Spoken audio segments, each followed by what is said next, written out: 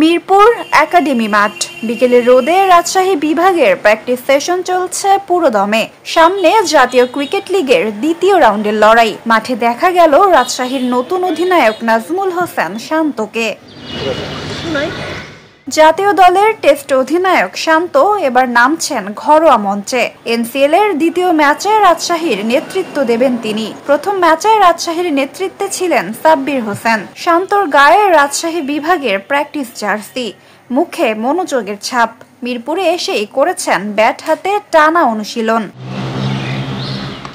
প্রথম ম্যাচে রাজশাহী ১১২ রানের বড় ব্যবধানে হেরেছিল চট্টগ্রামের কাছে। সেই ম্যাচে ছিলেন না শান্ত, তাই দ্বিতীয় রাউন্ডে তার উপস্থিতি রাজশাহীর জন্য বাড়তি অনুপ্রেরণা। আগামী ১ নভেম্বর মিরপুরে খুলনার বিপক্ষে নামবে রাজশাহী। সেই ম্যাচেই অধিনায়কত্বে ফিরছেন শান্ত। জাতীয় দলের হয়ে টেস্টে নেতৃত্ব ছেড়ে দেওয়ার পর শান্ত এখন ঘরোয়া ক্রিকেটে নিজের ফর্ম ফিরে পেতে চান। ব্যাট হাতে সাম্প্রতিক সময়ে নিয়মিত পারফর্ম করলেও আরও ধারাবাহিকতা চাই তার। ঘরোয়া মঞ্চেই সেই প্রস্তুতির সেরা জায়গা দেখছেন রাজশাহীর এই ব্যাটার। কারণ কদিন পরেই আয়ারল্যান্ডের সাথে টেস্ট সিরিজ খেলবে বাংলাদেশ। শান্তর সঙ্গে দলে যোগ দিয়েছেন জাতীয় দলের আরেক তারকা নাহিদ রানা।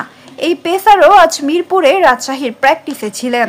বল হাতে ছিলেন ছন্দে, গতি ও নিয়ন্ত্রণে চোখে পড়েছে আত্মবিশ্বাস। নেটে রাজশাহীর ব্যাটারদের ঘাম ঝরিয়েছেন এই তরুণ গতি তারকা। রাজশাহী দলে এবার দেখা যাবে আরও এক চমক, লেগ স্পিনার ওয়াসি সিদ্দিকী। ঘরোয়া ক্রিকেটে নিজের ধারাবাহিক পারফরম্যান্সের পুরস্কার হিসেবেই জায়গা পেয়েছেন দলে।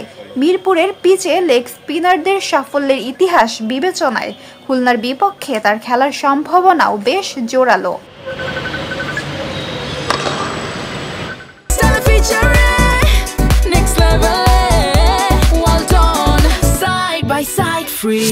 প্রথম রাউন্ডের হারের পর রাজশাহী শিবির এখন জয়ের খোঁজে মরিয়া। শান্ত, নাহিদ রানা ও ওয়াসির সংযোজন দল পেয়েছে নতুন ভারসাম্য। শান্তর নেতৃত্বে খুলনার বিপক্ষে ঘুরে দাঁড়ানোর স্বপ্ন এখন রাজশাহীর ড্রেসিং রুমে। জাতীয় দলের অধিনায়কত্বের অভিজ্ঞতা আর ঘরোয়া ক্রিকেটের চ্যালেঞ্জ, দুটো জায়গাতেই নিজেকে প্রমাণ করার মঞ্চ নাজমুল হোসেন শান্তর সামনে। মিরপুরে রাজশাহীর লড়াই তাই শুধু একটি ম্যাচ নয়, আত্মবিশ্বাস ফিরে পাওয়ারও এক নতুন সুযোগ। নাজিফা তাসনিম, ক্রিকেট 97।